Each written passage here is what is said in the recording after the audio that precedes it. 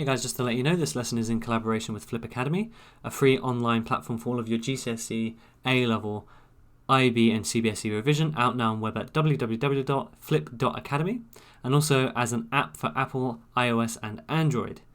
It really is better than all the other GCSE platforms out there. It covers all the topics in great depth and has an app that you can download your courses on and use offline.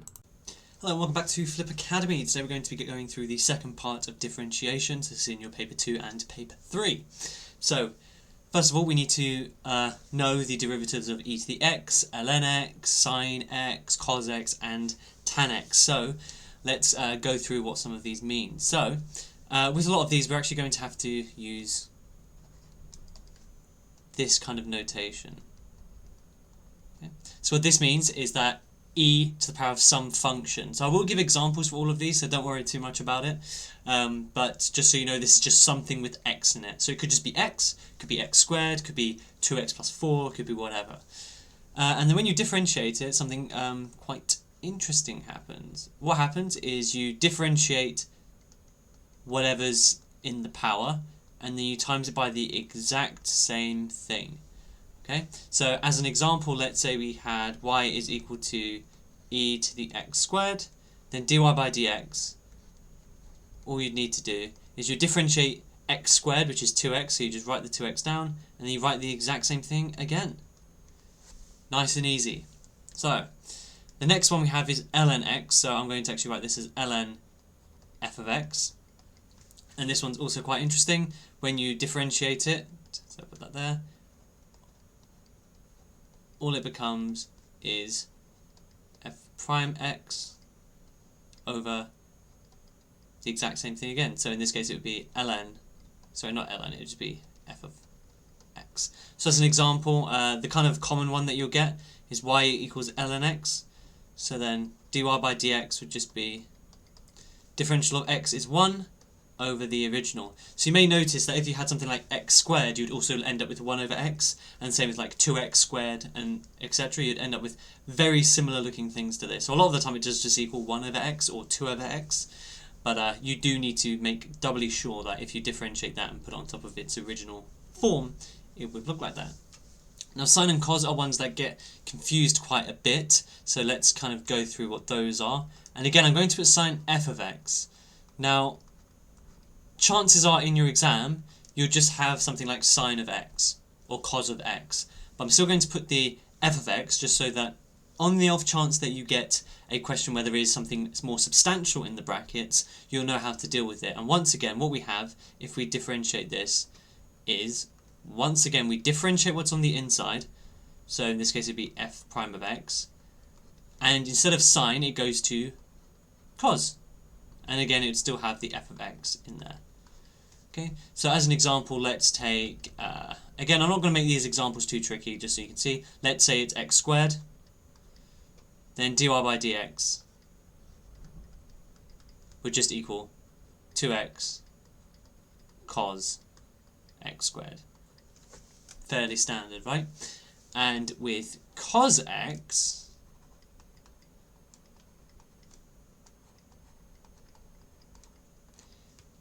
all you have to do, and this is why people get it kind of confused sometimes, it changes sign. So cos differentiates to negative sine. Okay, so I like to put the negative in front because it makes sense to me, instead of putting it halfway through the expression. Sine f of x. But I want you to know that the actual negative sign comes from the cos going to sine, not because of like the thing in front of the fraction, right? So if for example you're differentiating negative cos x, it would become positive sine x, as an example. But let's do another example. It's going to look very, very, very similar to the previous one. Let's change it to x cubed, just to live a life on the edge. Because we're dealing with a positive cos, I'm going to put a negative. If it was a negative cos, I'd put a positive. 3x squared sine x cubed, like that. Okay, and the last one we have is tan. Now, tan is another one of those. It's a very ugly one. let's leave it as that, shall we? But let me show you what that would look like. So if y is equal to tan x, then dy by dx is just equal to sec squared x. Okay, and you don't have to worry about proving any of these, so don't worry too much about it, but hopefully you can have like a think. Think about why that might be the case. And again, if any of you are doing A-level physics or any physics in the future, then these differentials are actually going to become more interesting when you actually kind of read into why they are the way they are. But yeah, those are the ones that we need to know for differentiation part 2. So this is specifically for paper 2 and paper 3, spec point 4 on both of those. So let's get started, shall we? So for specimen paper 2, we have the parametric equations of a curve are x equals e to the 2t and y equals 40 e to the t. Now, we've done parametric equations in the last video, so if you're unsure about that, go and check it out in the last differentiation video. But let's have a look at how this would work. So first of all, we know that dy by dx is just going to be dy by dt divided by dx by dt. Okay, so we need to figure out what both of those are. So I'm going to start with dx for a very special reason. So again, remember we differentiate what's in the top, so 2t just becomes 2, and that will become e to the 2t. Okay, now if you look at y, there's something quite special.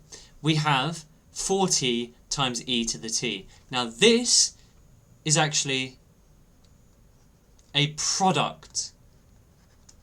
Okay, so if you have two functions multiplied together, to differentiate them you have to do something special. So I can't just do, for example, 4e to the t, right? Because I've differentiated 4t, I've differentiated e to the t, and I've smushed it together. It's close, but not quite. So we actually have a special rule for products. So if y equals u times v, where u is some function of x,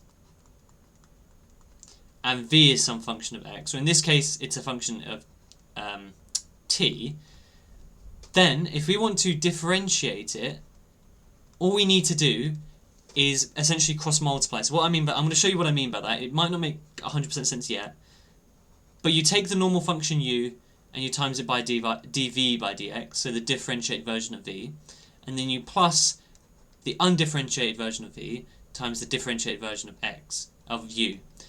So all you do is you differentiate both of the functions and you cross times them. So you take the normal version of u times the differential of v, take the normal version of v, differential of u. And you might notice it actually doesn't matter which order you do this in. So if I swap these round and did v du dx plus u dv dx, I actually get the exact same answer. It doesn't matter. This is called the product rule. Why? Because it's the rule you use when you have product. So a product means a multiplying of two functions.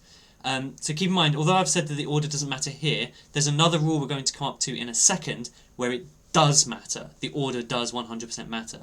But for this case, order doesn't matter. So let's get through it. We have that, in this case, we have u is equal to e to the 2t, and again, it doesn't actually matter, and v is equal to, actually, in this case, sorry, so we actually know how to differentiate the first bit, so dx by dt. So u in this case is e 4t, let's leave it as 4t, and v is et, because again, all we're doing is differentiating this bit here. Okay? Now, du by dt is just equal to 4, and dv by dt is just equal to e to the t again. Okay? And that means that dy by dt, again using that little product rule we just wrote down, all we need to do is multiply the opposites. That's what I meant by the opposites, and that's what I meant by cross multiplying, right?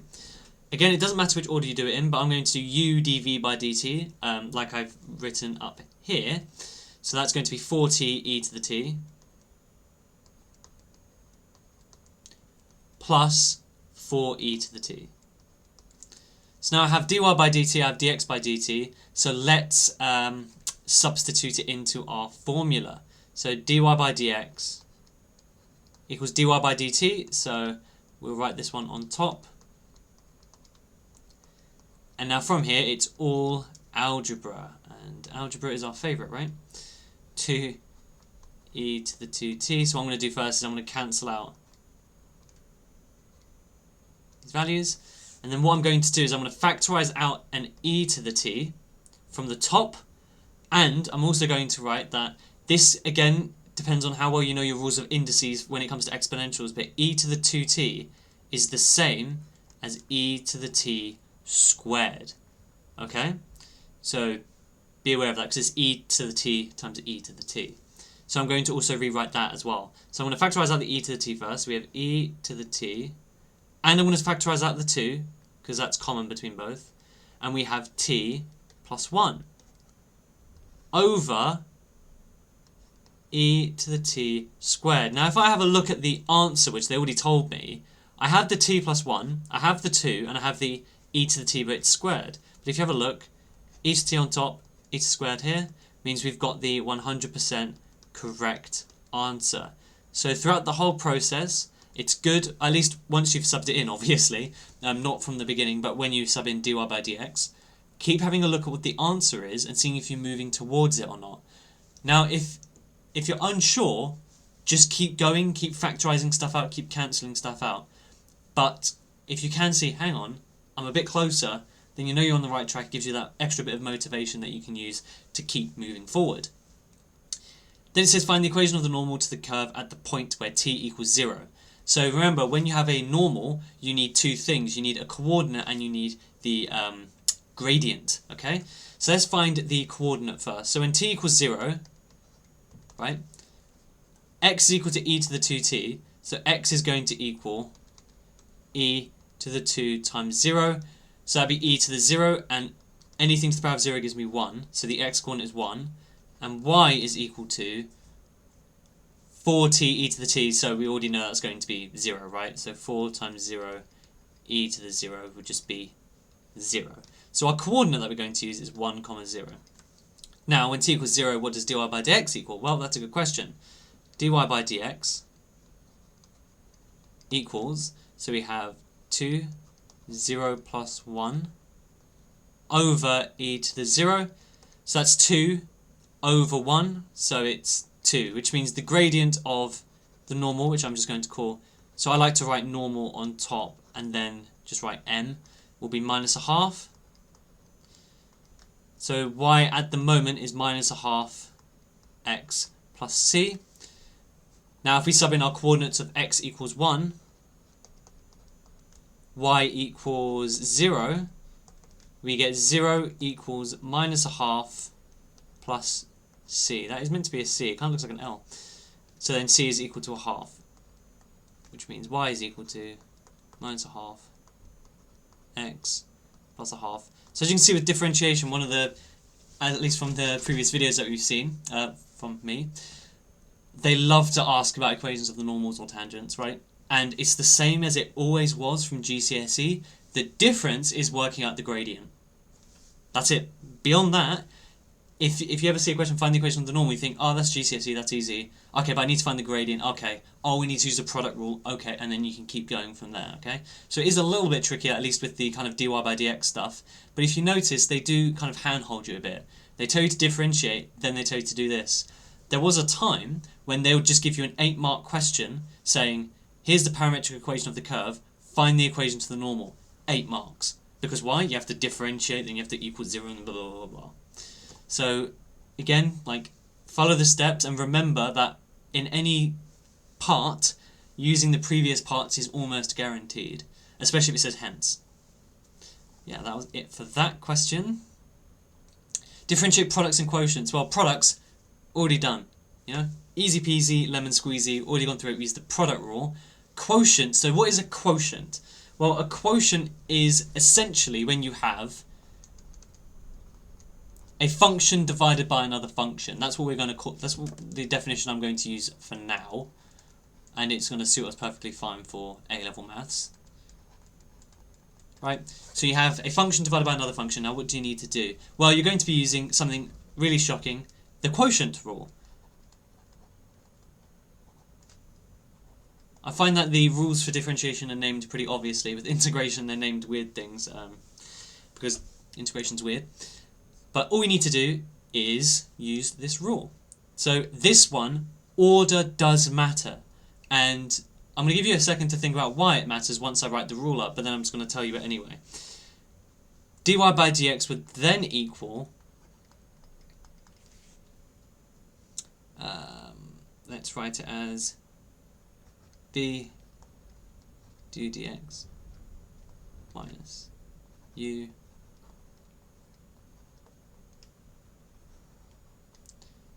okay. So in the previous rule, the product rule, what you called u and v didn't matter, and the order in which you put them didn't matter either. With the quotient rule, both things matter, right? V has to be the denominator, because again, we're dividing by v squared. We're not dividing by u squared anywhere, so it matters what's u and v. The next thing is, since we're subtracting here, it matters what's u and v.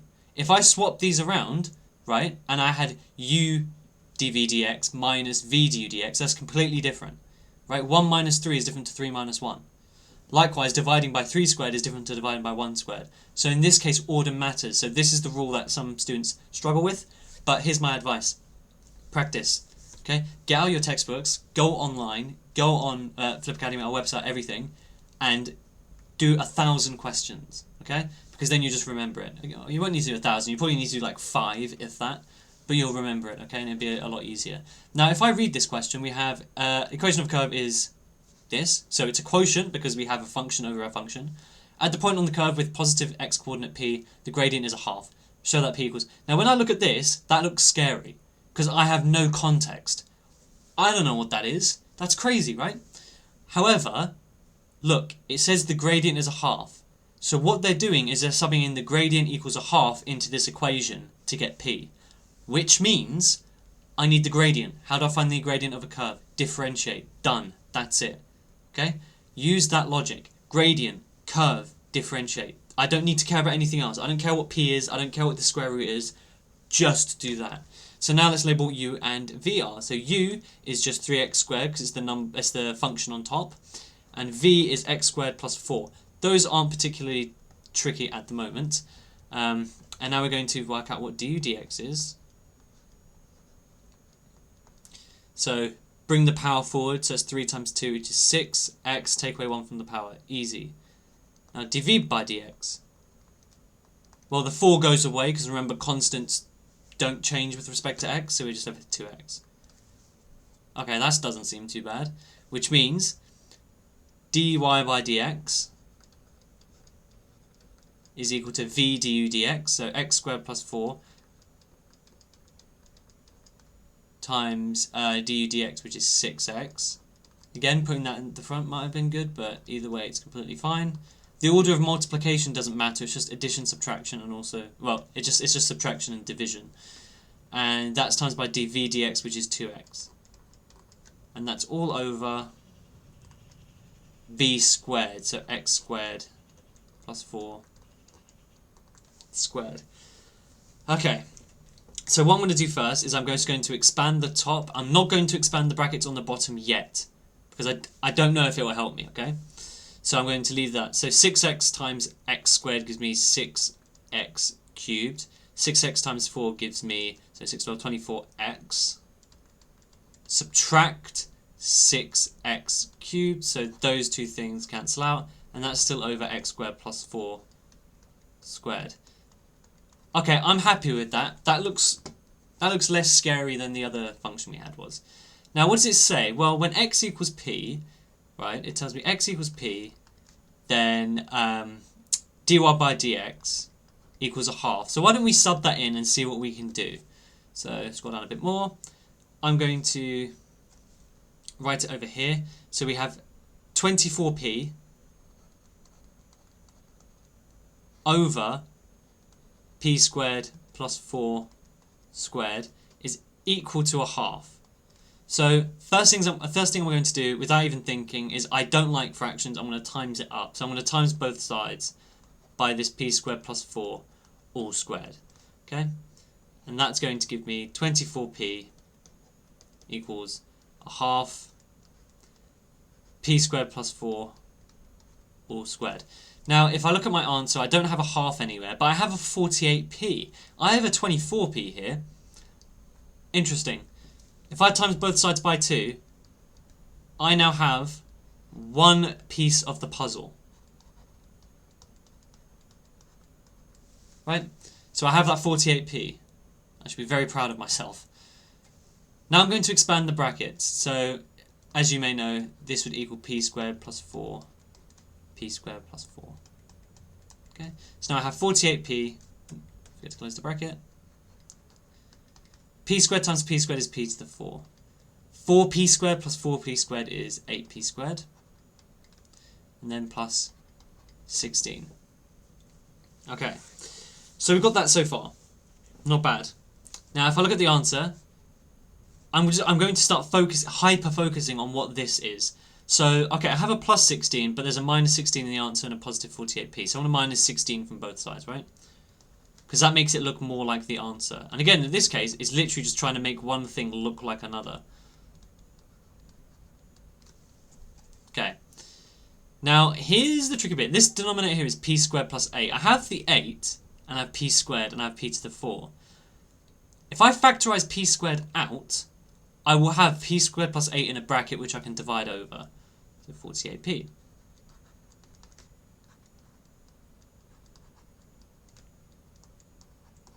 Divide that over, so I now have p squared is equal to... I've already forgotten to write the minus 16. There we are. 48p minus 16 over p squared plus 8.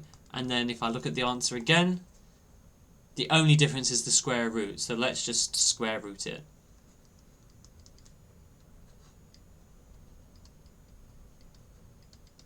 Minus 16 over p squared plus 8. There we go. And we get the answer. Not bad, right? So that was a 5-mark question. Quite a few steps. Quite a few steps, but again, I don't think it's too bad. The difficult bit was recognising the use of the quotient rule, using that properly. From there, I'd say this step here is probably the next tricky one in the sense that it's hard to think of. But for part... Actually, no, there is no part B. Perfect. So we are done with that. Okay. The next thing we have is... The diagram shows the curve of the equation y equals 8 plus x cubed over 2 minus 5x. And the maximum point is denoted by m. Find an expression for dy by dx and determine the gradient of the curve at the point where the curve crosses the x-axis. Okay, that's a lot of information. So the first thing we should really do is, if it's crossing the x-axis, we need to work out when it crosses the x-axis. So the best way to do that is the x-intercept. So what we're going to do is sub in y equals 0 into the original equation. We have 0 equals 8 plus x cubed over 2 minus 5x. So if I times both sides by 2 minus 5x, I'm still left with 0 equals 8 plus x cubed. X cubed equals minus 8. So x is equal to the cube root of minus 8, which would be negative 2. Okay, so again, the reason why I've done that is because I can see here where the curve crosses the x-axis. If you did this after finding dy by dx, it's completely fine. I won't worry about it. And again, what we're going to do is work this out. So it shouldn't be too bad. So if you notice, we have a quotient again. So we have, if I write this beginning bit over here, just so I have the information, 8 plus x cubed, and we have v is equal to 2 minus 5x. Then we have du by dx equals 3x squared. Then we have dv by dx equals minus 5. Perfect. Now if you remember, the quotient rule is dy by dx is v du by dx minus u dv by dx over v squared. So what we need to do now is sub in those values. So v du dx, we have 2 minus 5x. And there is actually a fairly interesting thing you can do with this question, which I'll show you in 1 second. And times dv by dx, which is times minus 5. all over v, which is 2 minus 5x. Now, you might be tempted to kind of simplify this expression, and you're more than welcome to. So, for example, it might be good just to add like one extra line where we expand the brackets and simplify, which, you know, I'm not against that. So we have 6x squared minus 15x cubed. And then it'd be minus minus, so it'd be plus 40. And then plus 5x cubed. And then I know that we didn't write the denominator, but I'm not going to expand the denominator in this one. We have x cubed. We have minus 10x cubed plus 6x squared plus 40 of the original, which is 2 minus 5x squared. Then all we need to do, so this is our expression for dy by dx, is sub in x equals minus 2, dy by dx equals something. So if we open up our calculators, we can do that. And once you've subbed that in, you should find that you just get the answer of 1. Right? Minus 2 cubed is minus 8 times minus 10 is plus 80. Then you have 4, so 24. Add that on as well. Plus 40. But yeah, you will get 1 overall, which isn't too bad. The next bit is quite interesting. If you look at m is a maximum point, is denoted by the letter m, and it says show that the x-coordinate of the point m satisfies the equation x is equal to the square root of 0.6x. So this bit looks hideous, but let's think about it. How can we work this out? Well, when you have a maximum point, so a turning point, the gradient equals 0. So all we need to do is do dy by dx equals 0. And now it's actually a good thing we didn't expand the bracket on bottom. Why? Well, let me show you.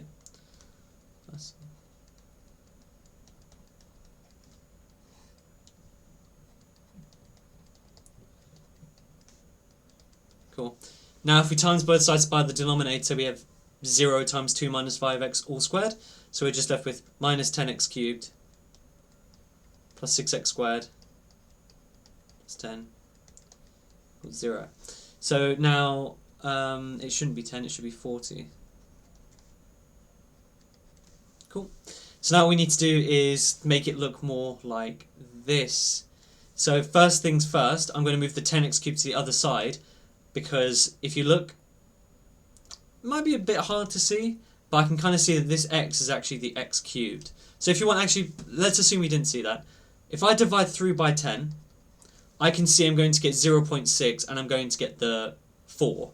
So we're going to have minus x cubed plus 0.6x squared plus 4 equals 0. Let's quickly move the x cubed over to the other side, because again we have no negatives in our answer.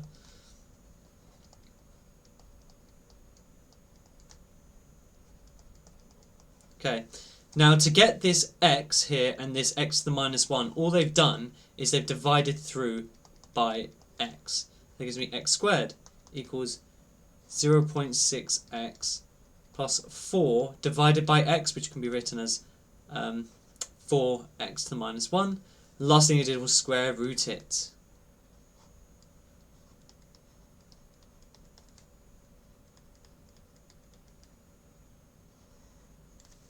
And that's our answer.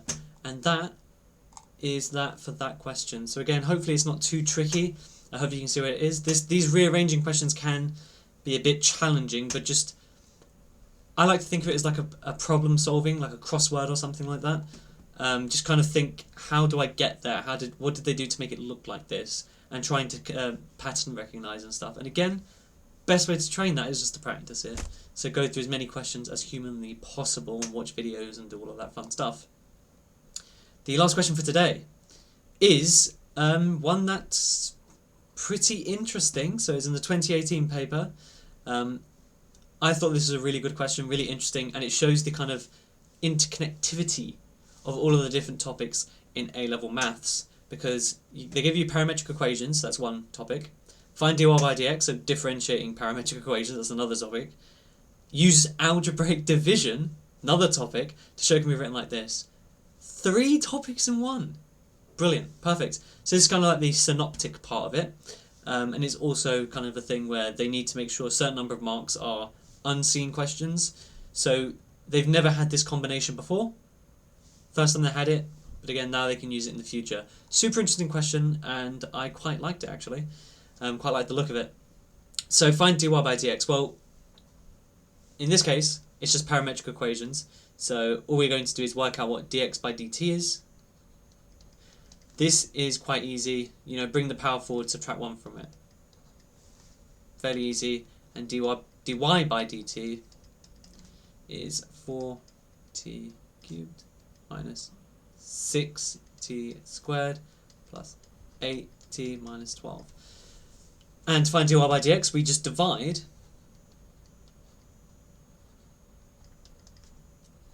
dy by dt divided dx.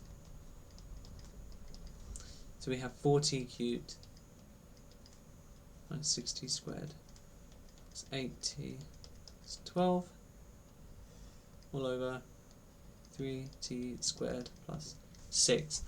Okay, so first of all, a quick check that we can do to kind of imply we're on the right track is you can only use algebraic division if the power in the numerator is bigger than the bottom. So if you have a look here, biggest power is squared, so 3t squared, biggest power has 4t cubed. So we most definitely can do division. So it's no different from regular algebraic division, okay? So if you don't know about this, go back to the video to have a little practice with it. But I'm going to do this fairly briefly. Quite a big thing. I like to space out my stuff a little more than I would normally, for the express purpose that the mistakes I see here with most students is not that they don't know it, it's not even that they necessarily make a mistake, it's that their work is messy and they subtract wrong things and they get their columns all mixed up and their powers wrong and their signs wrong and all this weird stuff. So just be really careful. So remember, take the first thing here and divide it by the first thing in the divisor. So 4t cubed divided by 3t squared is going to be, first of all, it's going to have a t on the end, and it's going to be 4 over 3. Times that again, and you get 4t cubed once more. Then you have 4 over 3t times 6, which would give me 8t. Okay, so we have an 8t here, and then what we do is draw a line underneath, and you subtract, right? 0, anything that doesn't have anything underneath it just goes straight down to the next stage. 8t minus 8t is done, and then minus 12. So you might notice that now it's starting to look a bit whack. I still like to leave the spaces because it helps me stay consistent, okay? 6t squared divided by 3t squared would give me minus 2. And then minus 2 times that again will give me minus 6t squared, of course. And then minus 12. And then, as you may notice, when you subtract these, it will give you 0. So the answer for dy by dx, or the kind of fully simplified form, is simply 4 over 3t minus 2. Which, if you look, a and b are constants, they're not integers. So this is completely fine. So some students might look at this and say, oh my god, fraction, constant, not integer. Okay, so constant basically means it can be any number. Okay, and yeah, that will be it for this. So thank you very much for joining me, and I hope to see you in the next one.